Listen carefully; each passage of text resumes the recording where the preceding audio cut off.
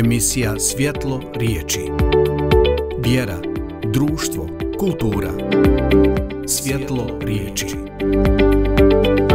Emisiju uređuje i vodi Ivana Pekušić.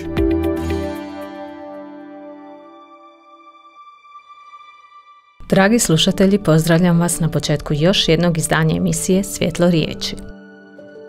U ovom mjesecu 24. lipnja obilježava se spomendan Svetog Ivana Krstitelja, što znači da nam se bliži već tradicionalna proslava ove svetkovine u drevnom svetištu u Podmilačju. Kao i svake godine, ljudi odlaze u svetište Svetog Ive u Podmilačje kako bi susreli onoga koji oduzima grijehe svijeta, Krista Gospodina, na kojega nas uvijek upućuje svetac i prorok Ivan Krstitelj. U nastavku emisije poslušajte razgovor sa gostom koji će nam pojasniti po čemu je prepoznatljivo ovo svetište. Gost emisije.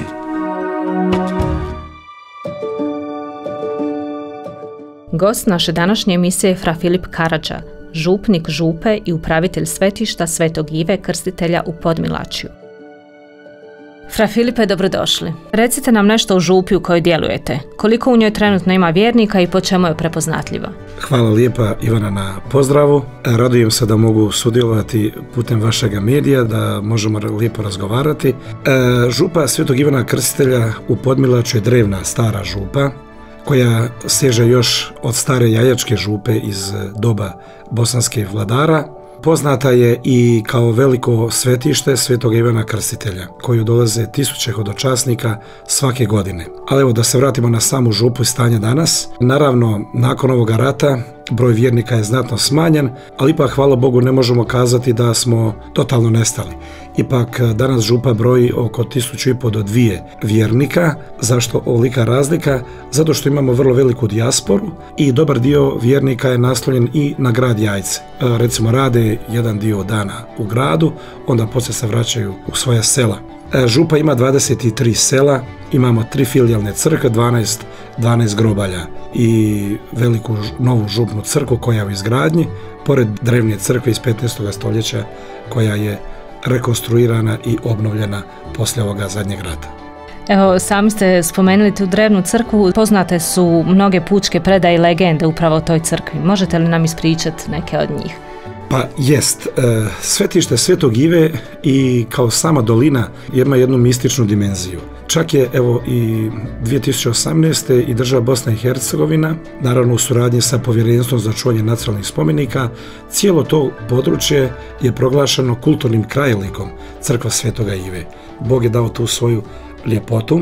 Na jednoj strani se nalazi Vrbasa, nalazi se drevna crkva iz 15. stoljeća, a jedna tradicija koja je dosta u narodu uvriježena i o kojoj pišu i ozbiljni znanstvenici, tako i šematizam naše provincije iz 1864. godine spominje kako je crkva prešla sa mjesta Pšenik na područje gdje se današnja crkva nalazi.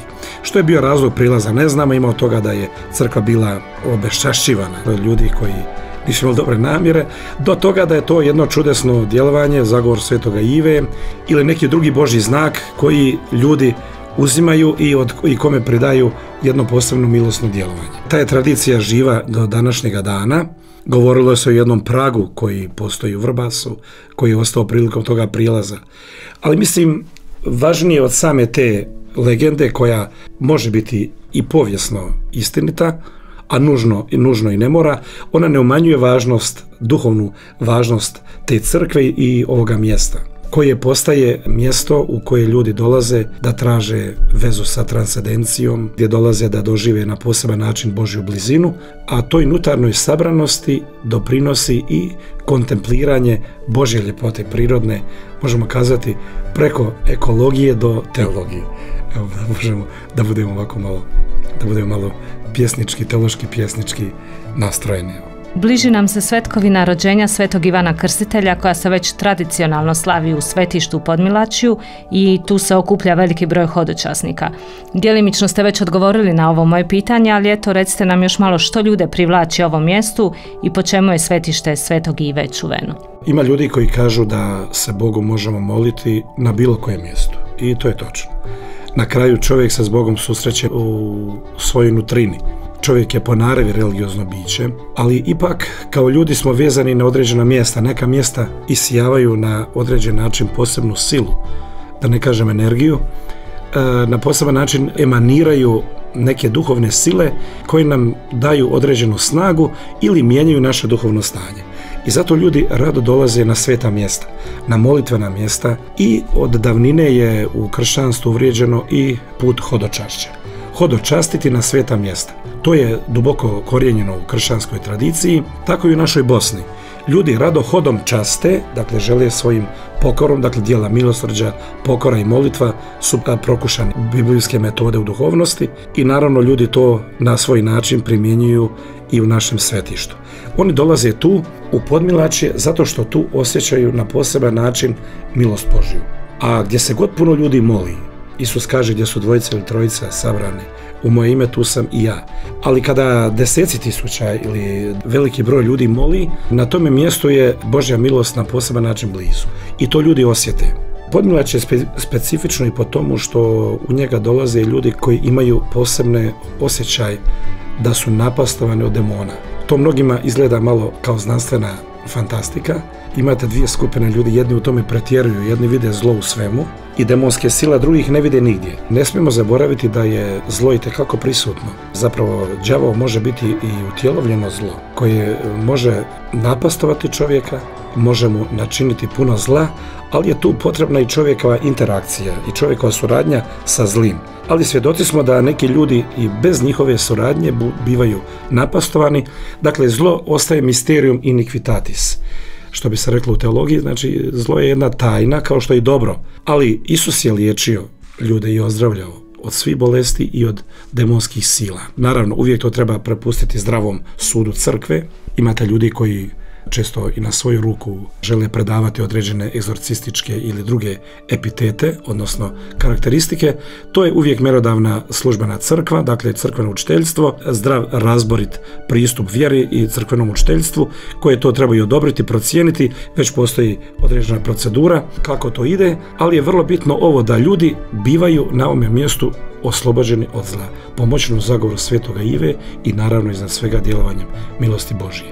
I ovo svetište ima jednu, tako da kažem, interkonfesionalnu i međureligijsku dimenziju. U njega dolaze, pored katolika, naravno i pravoslavna braća, dolaze i vjernici muslimani, Romi i mnogi drugi ljudi, što ovome svetištu daje jedan poseban ton, neke vrste svetišta koje nadilazi određenu konfesiju i na neki način postaje univerzalno ljudsko, a naravno svi smo mi Božja djeca. Bog je naravno se na poseban način objavio u kršćanstvu, ali svi su ljudi djeca Božja i njegova milost se otvara prema svima koji su čista srca i koji Boga traže. A Sveti Ivo je upravo onaj koji nas je upućivao na promjenu života, na pokoru i na obraćenje. Možda bismo mogli i o tome malo ukratko kazati, ukoliko vi... Upravo tako, to bi bilo moje sljedeće pitanje i možda koja je to poruka koju svojim načinom života Sveti Ivo želio prenijeti ljudima? Ovako, pred Ivanovom čistoćom i njegovom čestitošću i njegovom originalnošću ne možemo ostati nepostiđeni. Ivan je svetac bez kompromisa. Dakle, on je borac za pravdu, za istinu. On je zbog istine izgubio glavu. Bio neustrašivi propovjednik riječi Božije, ali ne samo propovjednik. On, za razliku od nas slabih ljudi, i on je bio također čovjek, ali kod njega nije postojala diskrepancija između vjere i prakse. On je ono što je vjerovao, propovjedao, to je i živio. I to je njegova poruka. On poziva na obraćenje. A obraćanje je doduše duboko religijski termin, duboko vjerski čin, ali prenesimo ga i na svjetovnu razinu. Obratiti se znači promijeniti se na bolje. Metanoja, grčki, znači zadobiti metatanus, znači zadobiti novi zadobiti novo srce, zadobiti novi način razmišljanja.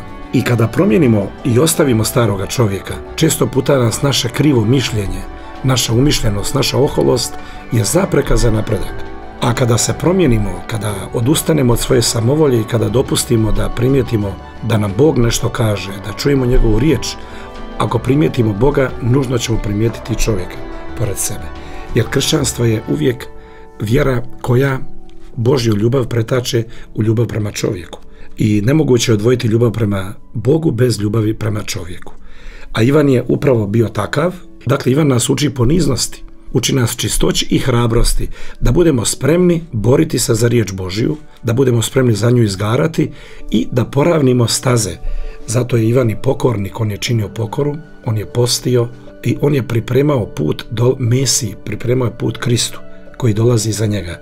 I on je veličina njegovoga pravog proroštva u tomu što on nije propovjedao sebe, nego je pripremao put Kristu. Tako i mi u životu trebamo odustati od sebe, od svoje samovolje i predati se Kristu i staviti se u službu drugima. Dakle, da ne budemo egocentrični, nego da budemo kristocentrični i da budemo humanocentrični. To je bila poruka Ivana. Eto, uz tu divnu poruku ovaj razgovor i privodimo kraju. Ostaje nam samo možda još da naše slušatelje pozovemo da vam se pridruže u Podmilačju. Evo, kao i svake godine, ljudi to znaju i da ih ne pozovemo. Dakle, Sveti Ivo nas poziva sve. Naša dolina, naš Bosanski Jordan je otvoren i ove godine, kao i svake godina, 23. na 24. ovoga mjeseca imamo intenzivan program. Započinjemo 23. u 15:30 sa iznošenjem kipa i završavamo sa svečanom svetom Euharistijom u 18 sati i sa posebnom molitvom za bolesnike.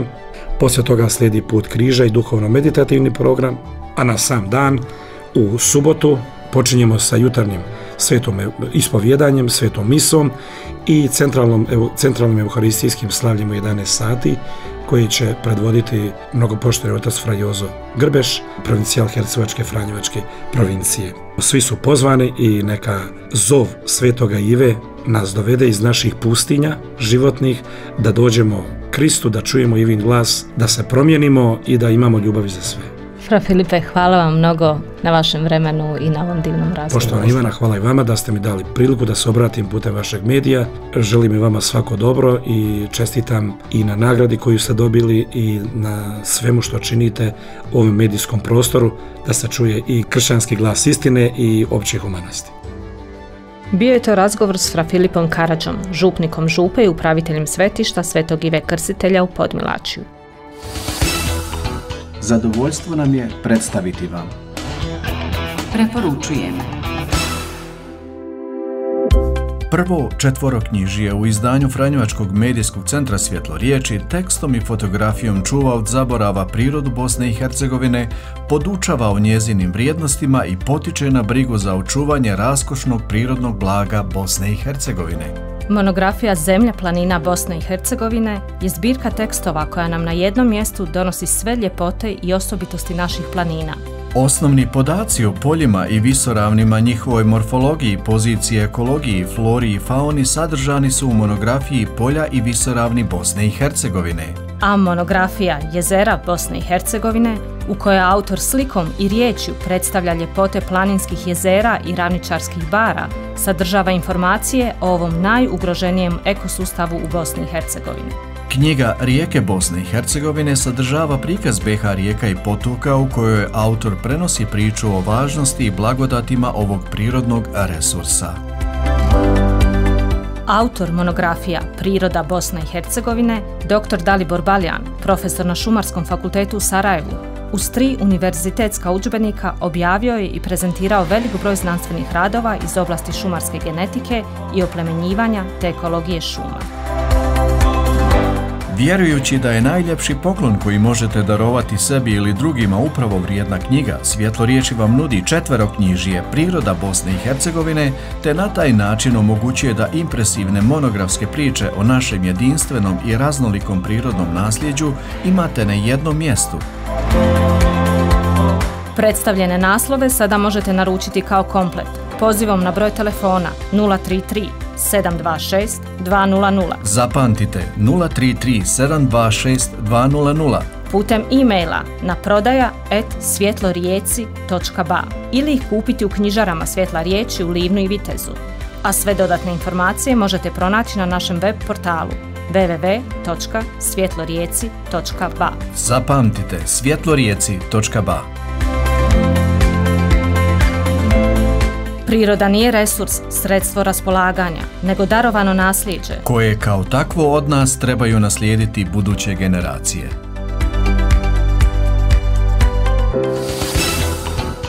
Zadovoljstvo nam je predstaviti vam. Preporučujemo. Zanimljivosti i vijesti.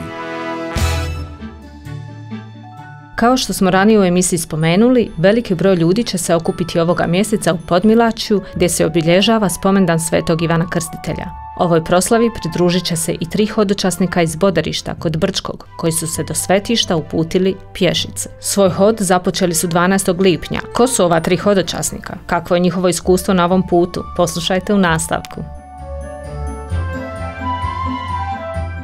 Zašto ste odabrali hodočastiti baš u Podmilačje i što vas je potaklo na ovo hodočašće? Na ovaj put Svetom Ivu Podmilačje su krenule 2 mojih kolega iz moga sela, znači nas 2 smo iz istoga sela, gospodin Ivo Marković koji je u 69.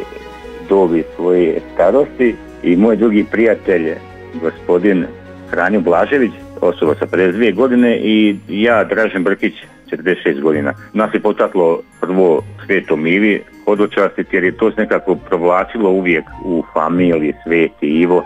To je bilo više hodočašće gdje su naše stare bake išle. To je bilo tada za njih malo duže putovanje. Svetom Ivi u Podmilačje, to je tamo kod Jajca i tako da smo i mi odlučili hodočastiti Svetom Ivi, a isto ljubav prema prirodi. Mi smo planinari, tako da je to jedan miks i hodočašća i šetanja kroz prirodu i eto ljubav prema Bosni i Hercegovini. Koja je putanja kojom se krećete? Koje gradove ćete preći? Kako ste odredili put kojim idete? Putanja je znači od Brčkoga, točnije od sela Bodarišta kraj Brčkoga do Podmilačja. Putanja je Gračanica, Doboj, Teslić, Maslovare, Kneževo i Podmilačje. Vremenske prilike vam baš nažalost ne idu u prilog. Uz ovakvu kišu kakvo je raspoloženje? Kako se nosite s umorom i sa vremenskim prilikama? Evo, sam se pozitivno iznenadio, baš, znate, svaka ta priprema je malo i nervoza i čovjek se pokušava maksimalno pripremiti, uvijek nekakav strah, bože, da li sam nešto zaboravio, da li će biti vrijeme dobro. Sve 3 smo pozitivno skroz, iako je kiša baš to najgorije trenutno što nas može zezati, dosta nas usporava, ali smo pozitivni i čovjek prihvati to, nažalost, eto kiša je i šta ćemo, vrijeme ne možemo mijenjati, raspoloženje je skroz ok, jednostavno smo prihvatili, to je tako, ta činjenica, eto kiša je čitavo vrijeme, nije samo ovaj mjesec nego čitavu godinu i nije samo u Bosni nego u čitavoj regiji, to je to. Pješačite već nekoliko dana, koji su najveći izazovi s kojima se susrećete? Pa najveći su nam izazovi organizirati sve to da to nekako ide u hodu. Na primjer, planirali smo 2 dana prije zaobići Gračanicu. Skratili bih neki skoro 5 km da zaobiđemo Gračanicu seoskim putevima, ali na tim putevima nema nigdje trgovine, znači nismo imali mogućnosti kupiti sebi ni hrane ni piće. Morali smo se točno spustiti u Gračanicu i tu sebi kupiti namirnica da bih imali za sutra. Eto, to su nakon nama neki mali izazovi, a mi nosimo inače šatore sa sobom, znači što se tiče baš osobnog spavanja nije nekakav veliki problem. Gledamo normalno da se malo maknemo od magistralne ceste, da ljudima ne smetamo, da nismo upadljivi. Eto, to su neki izazovi, znači skladi sve da nam je na putu i trgovine i prenoćišta. Što je najljepša strana vašeg dosadašnjeg iskustva? Pa najljepša strana ovoga hodočašća je to svakodnevno iskustvo, eto, upoznavamo neke ljude, dešavaju se neke stvari. To je u biti meni osobno je svaki dan ispunjen jer sam izašao iz svog svakodnevnog života, klasika, znači familija, posao, kuća i to je općenito, znači čitav dan se ne odvija kao svaki normalni radni dan, nego eto, znači upustili smo malo, to je jedan mali miks kao i pustolovine i zavisni smo od drugih ljudi, od dobrote, od istine, od pomoći drugih ljudi, to je taj sam mali miks, kao koktel, svega pomalo, ali to je taj lijepa strana. Hvala vam mnogo što ste vojili vrijeme i da s nama porazgovarate. Ja vjerujem da će ovo biti vrlo inspirativno za naše slušatelje, da možda i sami se odluče na ovako jedan poduhvat. Hvala vam najljepša. Hvala vama na pozivu i hvala i vama što ste i vi našli vremena i što se interesujete za tako neke stvari. Hvala vama i vašim slušateljima i slušateljkama. Dragi slušatelji, našu današnju emisiju privodimo kraju. Do narednog tjedna srdačno vas pozdravljam iz studija Franjevačkog medijskog centra Svjetlo riječi. Emisiju vodila i uredila Ivana Pekušić. Produkcija Franjevački medijski centar Svjetlo riječi, Sarajevo. Emisija Svjetlo riječi. Vjera, društvo, kultura. Svjetlo riječi.